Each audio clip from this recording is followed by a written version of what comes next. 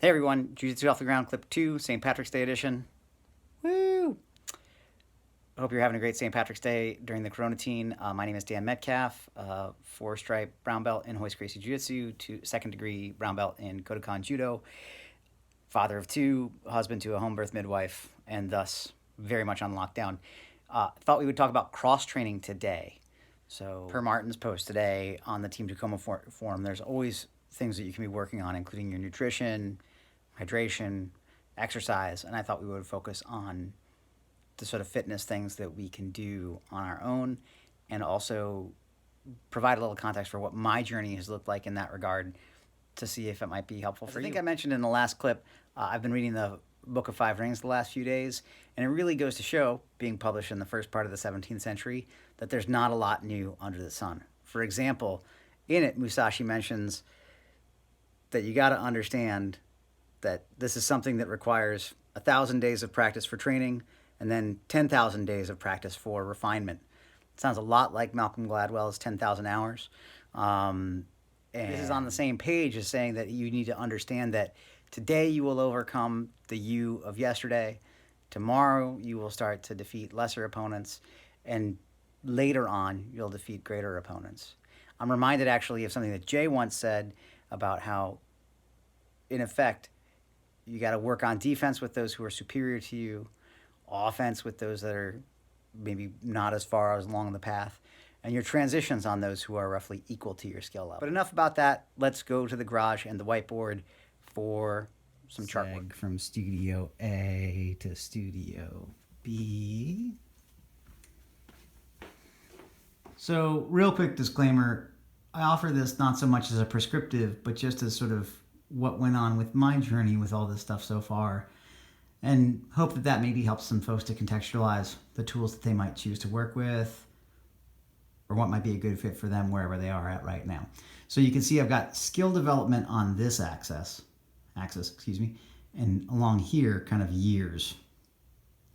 And I will say, you can see the jiu-jitsu curve goes up really fast, but I think that's pretty reflective of most people's experience that, you feel like you suck for a long time, and you do. But the good news is that in that time, most of the time, you're learning a lot.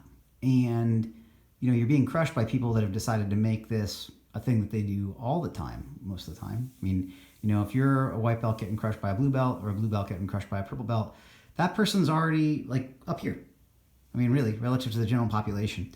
And then as you can see, the sort of yield becomes like marginally less, although I will say I definitely have some breakthrough moments. But at the same time, by the time I got up here, a lot of my habits are so ingrained that how much change you're actually going to see on the basis of whatever realization is an open question. And for me, I happened to start judo early and then pretty much leave it alone.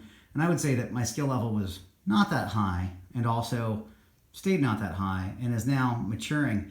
But because judo is so timing based, it's my sense that when I go to judo practice each weekend or each Monday night, I really think of that as like batting practice. It's just so timing dependent, and in a way that you don't get the same sort of biofeedback that you do from jiu-jitsu. And I think that's in part what allows for jiu-jitsu to be rapidly learnable in some respects, is that all the time you're feeling your opponent, all the time you're feeling your own body as these things are going on. Whereas in judo, because we're starting and stopping so rapidly, and we're starting from a distance and we're in that sort of first strike zone, a lot of the times, a foot sweep is an incredibly difficult thing to do until you get the timing of it. And in order to get the timing of it, you got to work your time. You got to work your timing. You got to work your reps. So on the strength and conditioning side, I came into jiu-jitsu with about 5 years of yoga and probably about an equivalent amount of endurance work. My prior sport was really recreational triathlons and marathons and stuff like that. So I had a reasonable amount of cardio and probably a fairly high degree of mobility, but not a lot of strength. So after a couple of years, and I think also for most people in that initial part of what they're doing with jiu-jitsu, they're going to gain some body integration.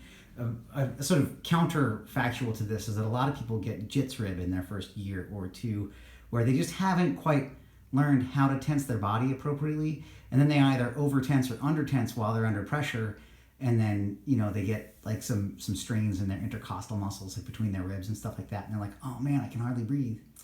For me, I think maybe that happened, but I'll say after a couple of years, I didn't feel as much of the sort of cardio type benefit from doing jiu-jitsu, in part because I was now stress inoculated.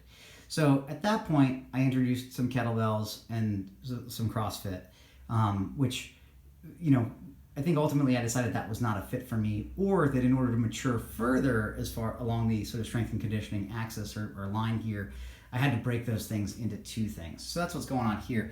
Is the kettlebell is an awesome tool, sort of post body weight, to add some load, really get a sense for hinging, pulling, pressing, and then I would not say do this by any means as far as like my sort of CrossFit time. Although I feel like I had great CrossFit coaches and a great CrossFit gym in CrossFit Silver Spring. But then I split those, and so now I'm really powerlifting 3 days a week.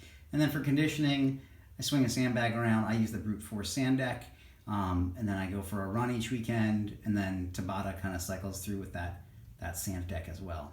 So that's my little chart of how my fitness and my judo and my jiu-jitsu have developed in relationship to one So I another. hope that was fun or helpful for anyone to see.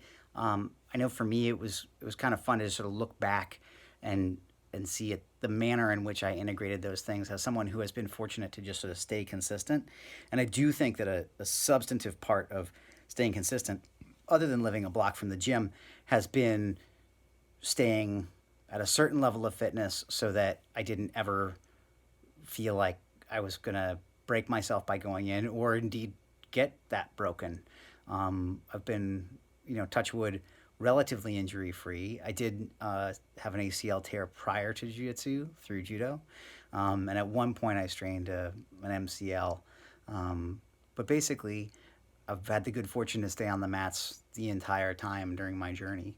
And I feel like that's a really important goal for you to have, especially if you're in your 30s, 40s, or beyond. That consistency, that ability to keep putting drops in the bucket is what's going to allow you to have a happy training journey. Since I guess for me, I think it is kind of like love, where you only really get to love people over time.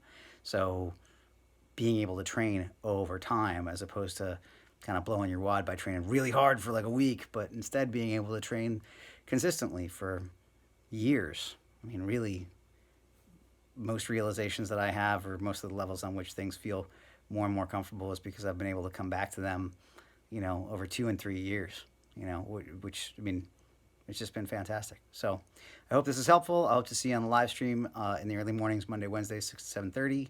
And I welcome any questions or thoughts on the format and so on. Talk to you soon.